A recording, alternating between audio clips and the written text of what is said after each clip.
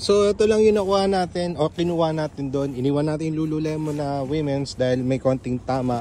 Ito yung Levi's na jacket, taglamig dito.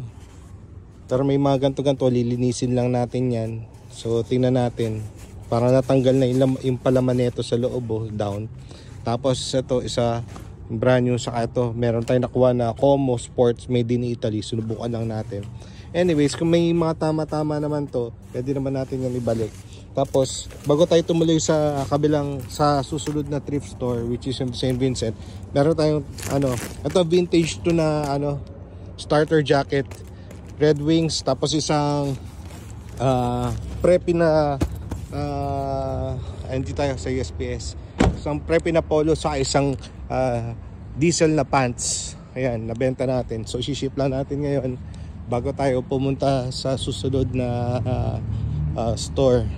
thrift store. Bali ito self checkout lang, doon tayo self checkout basta. Okay.